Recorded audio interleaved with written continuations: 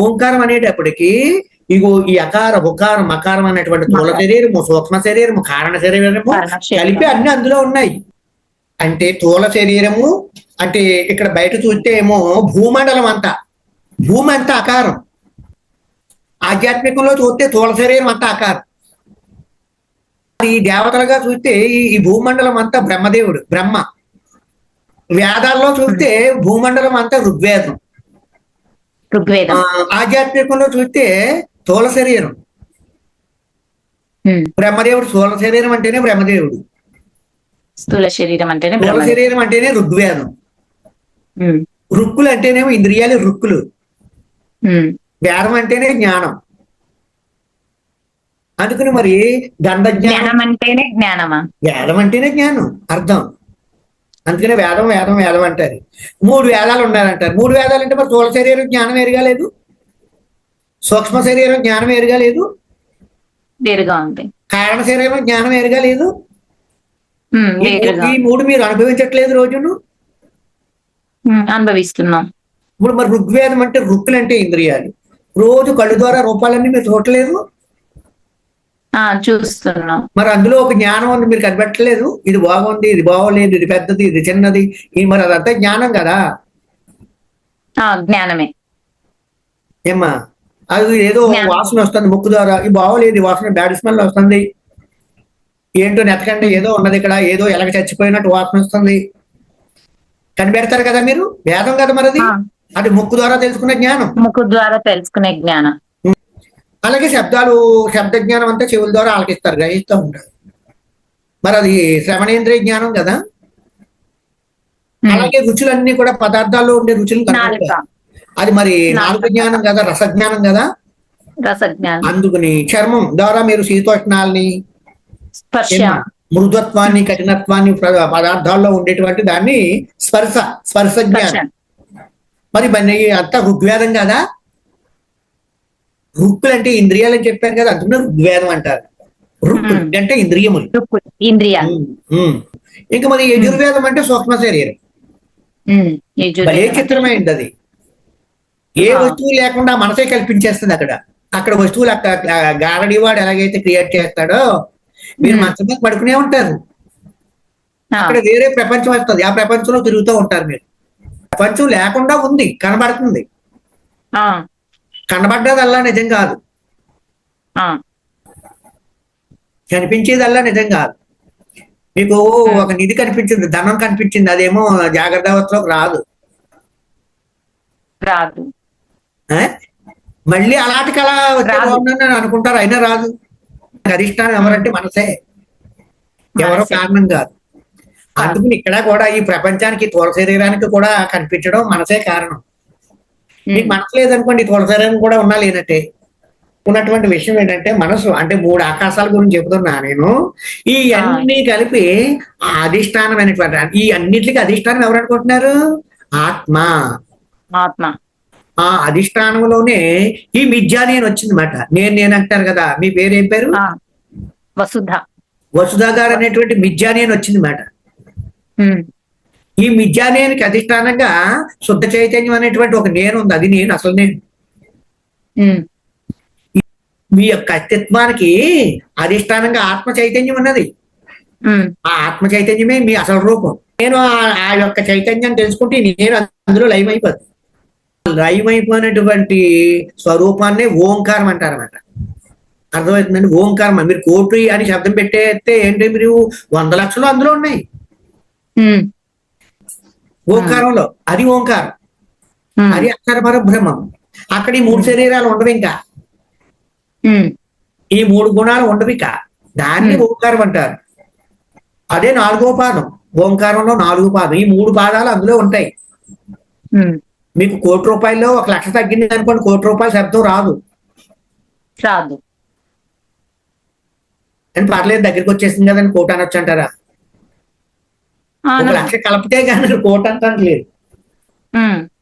అలాగే ఈ అకార ఉకార మకారాలు కలిపితే ఓంకారం. అందుకని ఓంకారంలో మీకు తెలియకుండానే స్థూల శరీరం ఉంది, సూక్ష్మ శరీరం అందులోనే ఉన్నది, కారణ శరీరం కూడా అందులోనే ఉన్నది. దాంట్లోనే ఉంది. అలాగ అర్థం చేసి అన్ని కలిపితేనే అదే అని చెప్పేసి భావన చేయాలి.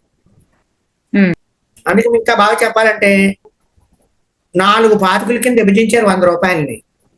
ఉమ్, 4 పాతికల కింద విభజించి ఒక పాతిక భాగం అనేటువంటిది స్థూల శరీరం, ఉమ్, ఇంకొక పాతిక సూక్ష్మ శరీరం, ఉమ్, ఒక పాతికేమో కారణ శరీరం. ఉమ్, 75 అవుతాయి.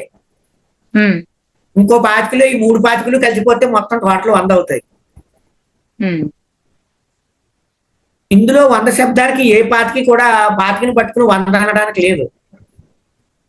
ఉమ్, ఉమ్. 4 కలిస్తే 4 కలిపితే 100 రూపాయలు 100 అనడానికి రూపాయలు. సరిపోయారు కానీ ఏదో పాతికని పట్టుకుని ఇదే 100 అని అనడానికి లేదు. ఉమ్, ఆత్మకి 4 పాదాలు ఉన్నాయి. ఆత్మ అన్నా ఓంకారం అన్నా ఒకటే. ఓంకారం అంటే ఇంకా కాదు, నేను చెప్తున్నాను అదే. ఓంకారం అంటే పాదాలు ఉన్నాయి. అకారము, ఉకారము, మకారము పాదాల కింద విభజింపబడి ఉన్నాయి. ఈ ఉమ్, 3 పాదాలు కలిసిపోవాలి అప్పుడు ఓంకారం. ఆ, ఇప్పుడు మన స్థూల శరీరం ఉంది. ఈ స్థూల శరీరంలో ఉన్నాడు జీవుడు. అతనికి ఏం పేరు తెలుసా మీకు? విశ్వడు అంటారన్నమాట. సూక్ష్మ శరీరంలో ఉన్న చైతన్యాన్ని తైజసుడు అంటారన్నమాట. తైజసుడు. కారణ శరీరంలో ఉన్న చైతన్యాన్ని ప్రాజ్ఞుడు. ప్రాజ్ఞుడు. ఆ అంటే అప్పుడు ఈ ఓంకారంలో పాదాల మాట ఇవి. అంటే ఓంకారం అంటే భగవంతుల్లో పాదాలు ఇవి. ఉమ్, ఆత్మతత్వం, ఆత్మ యొక్క పాదాలు ఇవి. ఉమ్, అంటే ఆ పరమాత్మ అనేటువంటి శుద్ధ చైతన్యము ఈ శరీరాల్లో జీవరూపంలో ఉన్నది, వ్యాపించి ఉన్నది. ఉమ్, ఈ 3 శరీరాల్లో ఉండేటువంటి చైతన్యము శుద్ధ చైతన్యం కాదు. ఉమ్. అన్ని కలిసి ఆ ఈ 3 శరీరాల్లో ఉండేటువంటిది ఆ 4వ దాంట్లో కలిస్తే అది శుద్ధ చైతన్యం, అది ఓంకారం అంటారు. టోటల్ ఓంకారం.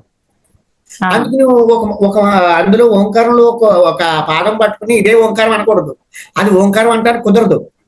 5 రూపాయలు బట్టి 100 రూపాయలు అనకూడదు. అనకూడదు. స్థూల సూక్ష్మ కారణ శరీరాలు అన్ని కలిపి ఉన్నదే. కలిపితే ఓంకారం అని. మీరు ఎప్పుడైనా ఓంకారం అంటే అది భావం చేయాలి. ఆ, అక్కడ మీకు ఏం జరుగుతుంది ఇప్పుడు మరి ఓంకారంలో? ఇప్పుడు ఏం కనిపెట్టారు? ఈ స్థూల శరీరంలో చైతన్యము, సూక్ష్మ శరీరంలో చైతన్యము, మొత్తం కారణ శరీరంలో చైతన్యము ఏకమైపోతే ఓంకారం. ఓంకారం. అదే శుద్ధ చైతన్యం. అవన్నీ కలిపినప్పుడే ఆత్మస్వరూపం. అదే అక్షర పరబ్రహ్మం అంటారన్నమాట. అప్పుడు మీరు జ్ఞానంలో ఏం చేయాలి? ఈ స్థూల శరీరంలో ఉండేటువంటి శరీరాన్ని ప్రాణంలోని, మనసులోని అంతటా అనుగతంగా వ్యాపించింది కదా మరి జీవరూపంలో. జీవరూపంలో ఉంది కదా మరి ఇది. ఉంది. దీన్ని పట్టుకెళ్ళి భూమధ్య స్థానాన్ని పెట్టాలన్నమాట. ఆ, పైకి తీసుకెళ్ళి ఉమ్, అక్కడ పెడితే శుద్ధ చైతన్యం అవుతుంది. అది అందులో ఏకీభవిస్తుంది, కలుస్తుంది. ఉమ్, ఈ ఆభాస చైతన్యం అందులో కలుస్తుంది శుద్ధ చైతన్యం. ఉమ్. అది ఇది వేరంటే అది ఇది వేరు కాదు. బింబం ప్రతిబింబం ఒకటే కదమ్మా. ఆ, బింబ చైతన్యము ప్రతిబింబ చైతన్యం అంటారు. అక్కడ ఇద్దరు కాదు కదా, 2 కాదు కదా, ఒకటే. ఒకటే. ఒకటేమో ప్రకృతిలో ప్రతిఫలించింది, ప్రకృతిలో వ్యాపించింది, వచ్చి ఉమ్, వ్యాపించింది. అంచేత ఈ ప్రకృతిలో ఈ శరీరాలు 3 శరీరాల్లో ఉండే చైతన్యము శుద్ధ చైతన్యం కాదు. దీనికి అధిష్టానమైన ఈ 3 శరీరాలకి అధిష్టానమైనటువంటి చైతన్యం ఉన్నది. శుద్ధ చైతన్యము అధిష్టానంగా ఉంది, అంటే ఆధారంగా ఉంది. అది ఆధారంగా ఉన్న మూలనే ఈ సృష్టి, ఈ తిథి, లయ అని జరుగుతున్నాయి. సృష్టి, తిథి, లయ జరుగుతున్నాయి. జరుగుతుంటే మాత్రం అది అలాగే ఉన్నది. ఈ మారుతున్నాయి కానీ ఆయన మారడు. అందుకని ఆయన మారని వాడు. మరి మాత్రం మారుతున్నాయిగా. మారుతున్నాయి. సుషుప్తి అలాగే ఉంటుందా? ఉండదు. ఉండదు. మళ్ళీ స్వప్నం అవుతుంది. స్వప్నం అలాగే ఉంటుందా? ఉండదు. మళ్ళీ మెలకు వస్తుంది. పోనీ మెలకు అలాగే ఉంటుందా? ఉండదు. మళ్ళీ ఉండదు. నిద్ర. మరి ఈ 3 మీరు చూస్తలేదా రోజును? 3 మీరు చూస్తున్నారు కదండి. చూస్తున్నాము రోజు. ద్రష్ట. ఆ చూసేవారే ద్రష్ట. ఆ ద్రష్టే శుద్ధ చైతన్యం. నేను చూస్తున్నానని చెప్పి ఆ నేను మీరు ఏం చేస్తారంటే ఈ దేహానికి అంటగడతారన్నమాట. దేహమే నేను అనుకుని నేనే చూస్తున్నానని అంటే నేనంటే ఏమనుకుంటున్నావమ్మా అంటే ఇది కూడా నేనే అంటారు. సరిగ్గా చెప్పలేరు దాని గురించి. ఈ మూడు శరీరాలని 3 అవస్థల్ని ఎవరైతే చూస్తున్నారో వాళ్ళే ద్రష్ట. ఈ చూడబడేది దృశ్యం. దృక్కు. ఎప్పుడు కూడా ద్రష్ట చూసేవాడే కానీ చూడబడే దాంట్లోకి వెళ్ళడు, దృశ్యం దాంట్లోకి రాడు. విడివిడిగా ఉండదు, ఇంకా అంతా కలిపితే వందని ఎలా కలిపోదు. అప్పుడు ఓంకారం అంటారు దాన్ని, అందుకనే దాన్ని ధ్యానించమంటారు అన్నమాట. ఓంకారం అంటే ఏంటో తెలియని దానికి ఏం ధ్యానం చేస్తారు మీరు? తెలియాలి కదా. తెలియాలి. ఓంకారం ధ్యానం అంటే ఓంకారం ఏంటో తెలియనప్పుడు ఎలా ధ్యానం చేసుకుంటారు? అందుకని ఓంకారం అంటే ఇది మాట. మొత్తం అంతా చెప్పాను కదా మీకు. బయట చూసుకోవడం కావాలైతే భూలోకం అంతా అకారం, అంతా ఒకారం, లోకం అంతా మకారం. అది ఆది భౌతికంలో అంటే బయట. మరి ఆధ్యాత్మికంలో స్థూల సూక్ష్మ కారణ. అదే ఈ స్థూల శరీరం అంతా అకారం, సూక్ష్మ శరీరం అంతా ఒకారం, కారణ శరీరం అంతా మకారం. స్థూల శరీరమే బ్రహ్మదేవుడు, సూక్ష్మ శరీరమే విష్ణువు, కారణ శరీరమే ఈశ్వరుడు. ఈ మూడు ఏకమైనటువంటి అక్షర పరబ్రహ్మమే పరబ్రహ్మం. ఈ మూడింటికి ఆధారం ఉన్నటువంటిది అధిష్టానం అటువంటి చైతన్యమే అక్షర పరబ్రహ్మం. అక్షర పరబ్రహ్మము లేక అసలు నేను, ఇది మిథ్యా నేను. ఈ మూడు, ఆ అసలు నేనే మీరు, అదే మీరు, అది పరమాత్మ. ఇప్పుడు ఈ మూడు జీవాత్మ. జీవాత్మ అంటే శరీరాలతో సంబంధం ఉంచి ఉంటది. పైపెచ్చి అది బింబం కాదు, ప్రతిబింబం. అలాగ అర్థం చేయదు. మీరు ప్రతిబింబమా మరి బింబమా? మీరు మూడాటిని మీరు చూస్తున్నారా, మూడు మిమ్మల్ని చూస్తున్నాయా?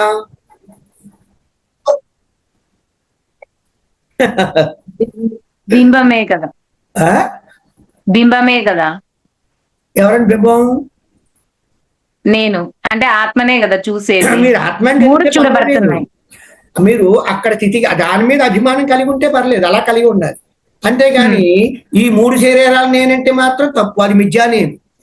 మరి ఇట్లా మీ ద్వారా మీరు చూస్తున్నారు కదా ఈ మూడంటిని, ఈ అవస్థల్ని చూస్తున్నాం. అవస్థలు మిమ్మల్ని కానీ చూస్తున్నాయా?